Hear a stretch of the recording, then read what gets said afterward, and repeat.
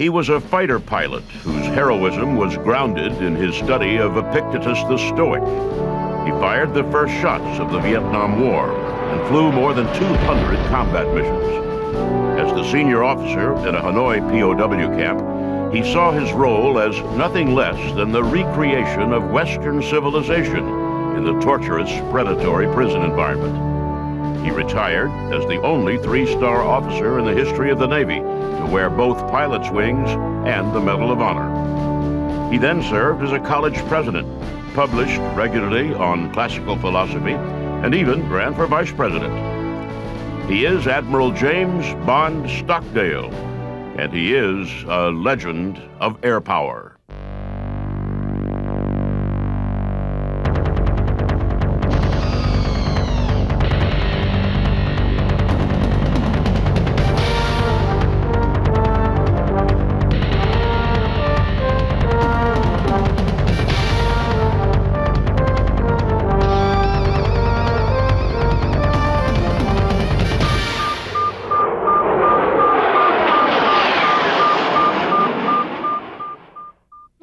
Stockdale was born 2 days before Christmas in 1923 in Galesburg, Illinois.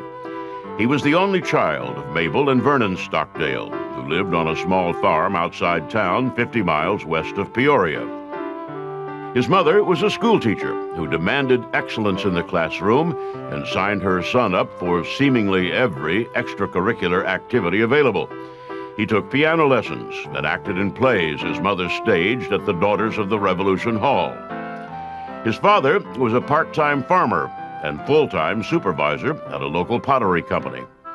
A Navy veteran of World War I, Vernon Stockdale pushed his son toward the Naval Academy from a very early age.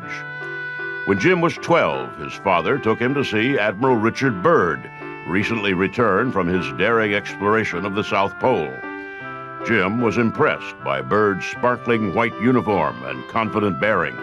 The autographed picture sealed the deal. The Naval Academy became James Stockdale's goal. He got in and attended during World War II. Arguably, the most important event of his 4 years at Annapolis took place during his senior year.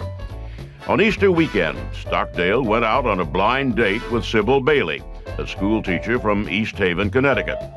The two became a couple, inseparable and bonded for life. Years later, Sybil summed up their relationship this way: "We wouldn't be comfortable if not together." They married after James graduated from Annapolis.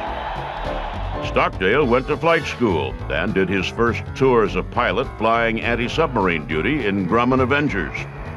There aren't many flight duties duller than flying submarine patrol in peacetime, but Stockdale's skills as a pilot were obviously outstanding. Stockdale was considering leaving the Navy and pursuing a career as a mining engineer until he toured the Mediterranean on an aircraft carrier. The order of shipboard life, the camaraderie among the pilots, after the tour, he couldn't imagine himself in any other life. He decided to make the Navy his career. He earned admission to Navy Test Pilot School at Patuxent River, Maryland. At Pax River, he was outstanding, not just in flight, but in the classroom. He helped tutor other outstanding young pilots through the classroom portion of the training. Future astronaut John Glenn, for example, learned physics and astronomy from Stockdale. He went from Pax River to Stanford University. He went as a naval officer studying international relations, a subject of considerable importance in the Cold War. Stockdale saw his education in larger terms, however. His interest, he said, was in moral philosophy. He studied Socrates, Hume, and Mill, and steeped himself in what he described as literature with moral overtones: Shakespeare, Dostoevsky, Camus. It was at Stanford where he was first introduced to the Stoic philosopher Epictetus. Born a slave in 55 AD, Epictetus believed that there is ultimately only one thing that belongs to a human being, and that is his will or purpose. Stockdale, a young military pilot raised to excellence and a sense of duty, absorbed Epictetus to the fiber of his being.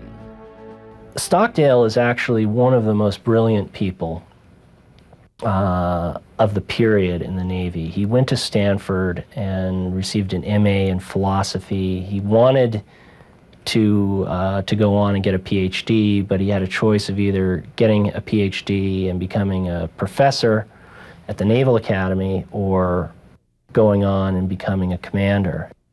He graduated from Stanford in 1962 and returned to active duty as executive officer of VF-51, flying the F-8 Crusader, an attack fighter capable of flying more than 1,000 miles an hour. He was an outstanding officer and pilot and was quickly promoted to Air Group Commander. A sea aboard the USS Ticonderoga, he and his men set sail for Southeast Asia. While most of the people back home knew almost nothing of what was happening in Southeast Asia, it was quickly becoming the hottest hot spot in the Cold War. The French had abandoned a former colony called Vietnam, and in the power vacuum that was left behind, different factions vied for control. A communist insurgency from the north, fighting with the help of Soviet and communist Chinese trainers and equipment, seemed ready to take over the whole country. Back in the United States, President Lyndon Johnson and his cabinet believed that if Vietnam fell to the communists, so would other countries in the region. Operating under what was called the domino theory, Johnson surrounded the area with American warships, including several aircraft carriers, in an effort to put pressure on the communists to pull back. No sooner had Captain James Stockdale and his air group arrived in the area than they were reassigned to the USS Constellation to fly secret missions over one of Vietnam's neighbors, the country of Laos. Stockdale and his men spent 2 months escorting reconnaissance aircraft and flying the occasional highly classified bombing run. While it was not at that time a shooting war, the situation was enormously tense. Stockdale himself felt that war was inevitable. Back on the Ticonderoga, it seemed obvious that both sides were spoiling for a fight.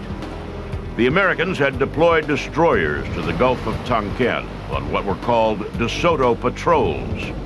These were intelligence missions close to shore, designed as much to provoke the North Vietnamese as to gather information. The North Vietnamese, for their part, were running a fleet of tiny, high-speed PT boats. The boats darted out of hiding places along the shore, harassed American warships in international waters, and then just as quickly disappeared. The results of the DeSoto patrols were predictable. American and North Vietnamese boats skirmished almost every day, with shots fired and casualties taken, but nothing that could be called an actual battle. In early August 1964, the situation seemed about ready to boil over. For several days, there had been skirmishes up and down the coast. American intelligence warned against a possible attack on the USS Maddox that might include packing the PT boats with explosives and ramming the destroyer. In a skirmish on August 2nd, the Maddox had been hit by a North Vietnamese 14.5 millimeter shell. The shot caused little damage, but seemed to set Lyndon Johnson off. In a tough re-election campaign against staunch anti-communist Barry Goldwater, Johnson sent a message to North Vietnam through diplomatic channels. Johnson said, basically, that he would assume the shot that hit the Maddox had been a mistake, but that the next shot would be an invitation for reprisal. On August 4th, the Maddox returned to its DeSoto patrol, accompanied by a second destroyer, the USS Turner Joy. Stockdale was in the pilot ready room when word came by radio of a pitched battle. The destroyers were reporting a significant attack and were firing in their own defense. Stockdale scrambled to his Crusader and, along with 3 other aircraft, launched toward the battle. He was there in minutes, looked down at the ocean surface, and saw nothing. The Maddox and the Turner Joy were firing all right, but Stockdale could see nothing to fire at. No PT boats, no wakes, no flaming wreckage. In the after-action report, everyone seemed to agree that nothing had happened. But back in Washington, Lyndon Johnson received reports of a brazen attack on American interests. He ordered a reprisal, and the next morning, James Stockdale took 16 aircraft loaded with Zuni missiles and led an attack on oil storage tanks at Vinh City on the North Vietnamese coast. Stockdale led the way, swooping out of the sky in a perfectly executed surprise attack. The Zunis ignited the oil tanks, destroying the facility. All of Stockdale's aircraft returned safely to the Ticonderoga. James Stockdale, who could have been teaching at the Naval Academy if he'd wanted to, had just fired the first shots of the Vietnam War. James Stockdale fired the first shots of the Vietnam War in response to an attack that he didn't believe had occurred. He said later that he had started the war under false pretenses, but he also knew that he hadn't started the war at all. That credit belonged to President Lyndon Johnson. But no matter who started the war, it was Stockdale who was on the front lines, and it was his duty to fight as well as he possibly could. It was a new war, and no one knew how it was going to be fought. It seemed as if every experience was new, as if every day brought challenges that were not covered in training. In those early days, the pilots simply flew as many missions as they could stand and hoped they were having an impact. They flew under increasingly difficult terms of engagement, and every passing day seemed to bring new restrictions from Washington. Stockdale flew all the missions he could stand. On one, he had the canopy of his plane shot off and had to ditch in the Gulf of Tonkin. Stockdale served his time and rotated home, but signed up for a second tour of duty. After a couple of months of training, he returned as wing commander on the USS Oriskany. On September 9, 1965, Stockdale strapped into an A-4 Skyhawk for his 202nd combat mission. The weather was bad, the low overcast that was frustratingly familiar to Navy pilots in Vietnam. There was doubt about whether the mission would launch, but it did. On the way to the target, Stockdale passed over the scorched remains of the oil storage yard he had bombed exactly 400 days before. Stockdale and his flight approached the rail yard that was their target. They dropped their bombs and banked away toward the safety of the ocean. He thought he'd made it when he heard the sound of a 57mm anti-aircraft gun below him. He ejected over a small village. The villagers descended on him, wielding clubs and fists. They beat him unmercifully, and his wingmen circled helplessly above. By the time communist authorities arrived, he had a broken shoulder, a broken leg, and cuts and bruises all over his body. He had no idea what was going to happen to him. The North Vietnamese transported Stockdale to Hoa Loa prison in Hanoi. Built by the French while Vietnam was a colony, the prison was dank and cramped, closer to a medieval dungeon than a modern prison. Ruled by sadistic communist apparatchiks and populated by a small community of American flyers, Stockdale arrived as the highest-ranking officer. He was badly injured with no prospect of medical attention, thousands of miles from home and surrounded by men in not much better condition than himself, and they were looking to him for leadership. Stockdale remembered something he had learned in grad school, something he had been told by one of his professors. Being an educated person means that, given the necessity, you could refound your own civilization. In his first few days in the North Vietnamese prison, Stockdale realized that he had descended into a world where Western civilization as he knew it did not exist. His job, he decided, was not merely to survive. It was to refound Western civilization in what amounted to a tiny North Vietnamese dark age. Here's a fellow who studied for years advanced education, and he knew he could quote these philosophers, the Russian philosophers, who had gone through this incarceration in the Soviet Empire, who the word they wrote and things, and he knew it. So he had a sense of what it was that carried them through, and he applied those principles to our policies and guidance. Stockdale's war didn't end when he was taken prisoner. It began. He began, in small ways, to organize the prisoners, to order their lives in a way that Stoic philosopher Epictetus would understand. Because of Stockdale's philosophical approach, the prisoners' lives stopped being about animal survival and started being about resisting the North Vietnamese by not abandoning what they held dear. When the severely injured James Stockdale arrived in Hanoi, he was one of only 3 Americans held in the section of Hoa Loa prison known as the Big Wallow. The rest of the facility was filled mostly with Vietnamese political criminals, male and female. The guards reminded Stockdale of teachers in an 18th century schoolhouse, bent on beating the devil out of their charges.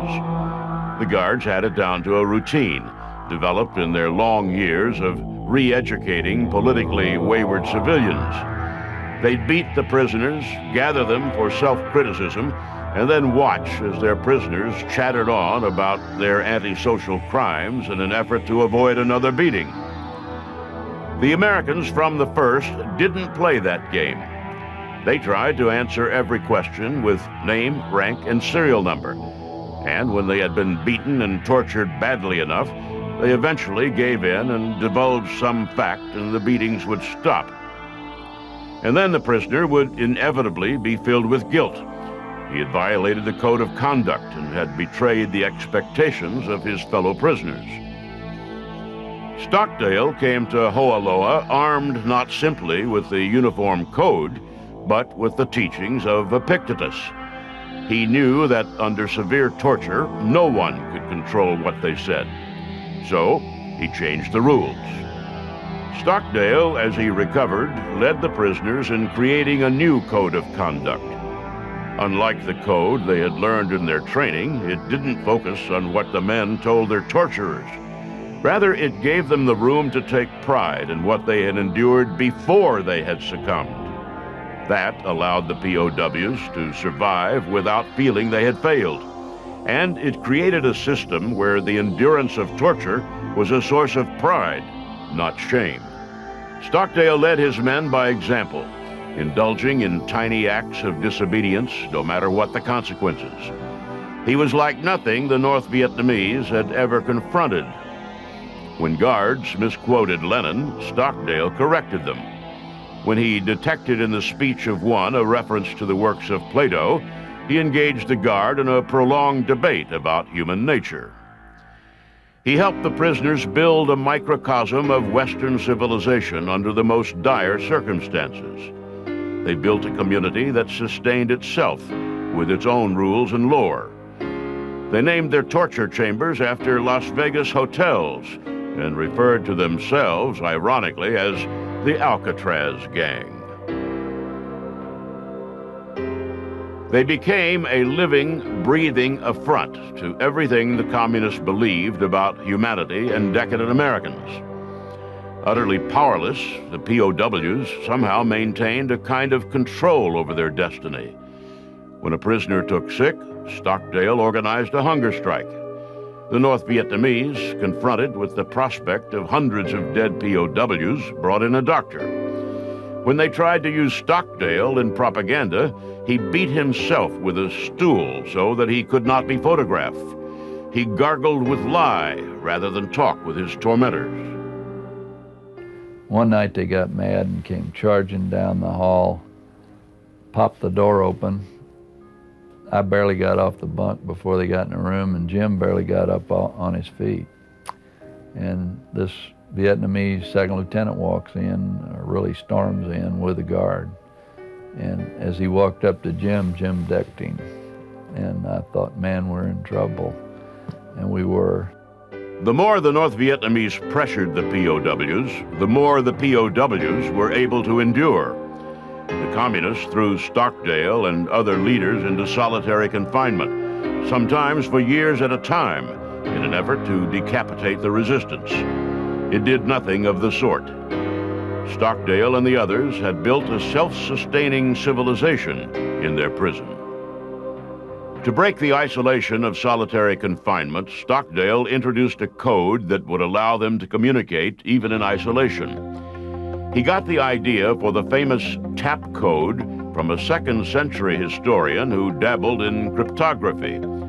Soon, even those in solitary confinement could communicate with other members of their community. In late 1969, after he'd been in Hoa Loa for more than 4 years, the North Vietnamese decided that the key to breaking the American prisoners was breaking Stockdale. One of his captors said before leaving for the night, "Tomorrow, we will bring you down." They put Stockdale in leg irons, ropes constricting his arms behind him. They left him alone, assuming that he would spend the night fearing what would happen the next day. Stockdale stretched his bonds enough to get his hands on a broken piece of glass. Working it around, he slashed his own wrists and nearly bled to death. The act convinced the North Vietnamese that it was hopeless. Stockdale, and by extension all the American prisoners, would rather die than submit. The beating stopped. The prison commander who had instigated much of the torture was replaced. For 3 more years, the POWs endured internment in what came to be known as the Hanoi Hilton. They returned home heroes, victors in a war that their country had not won. Stockdale received the Medal of Honor for his service in Hoa Loa prison. He returned to his wife and children, and after his retirement, to decades of productive writing and study. He served as president of the Citadel, ran for vice president of the United States, and returned to Stanford as a professor. Years later, he wrote, "Was I a victim? Not when I became fully engaged, got into the life of unity with comrades, helping others, and being encouraged by them." I think they could have gotten through without Stockdale. I don't think they would have gotten through as well without James Stockdale, because he kind of set the tone of what a POW should behave like. He set the standard of conduct, and he provided one heck of a role model of what a POW should do in a time of very heavy emotional and physical obstacles. Being a POW was, Stockdale said, the highlight of his life. It was a time, he said, when he was exactly where he was supposed to be, doing exactly what needed to be done.